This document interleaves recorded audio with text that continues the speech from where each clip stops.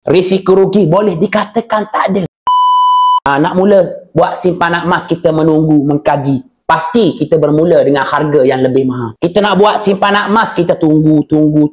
Tak ada siapa tahu harga emas paling murah. Kita nak buat simpanan emas, kita tunggu. Apabila berlaku penurunan harga, belum tentu masa itu kita ada duit. Tuan-puan, harga emas tak akan pernah tunggu kita. Akan terus naik jangka masa panjang. Itu jaminan daripada pakar-pakar keuangan. Sebab tu saya sendiri berani cakap kepada tuan-puan, kita buat tabungan emas, kita berjaya keluarkan emas fizikal. Risiko rugi boleh dikatakan tak ada. Sebab apa?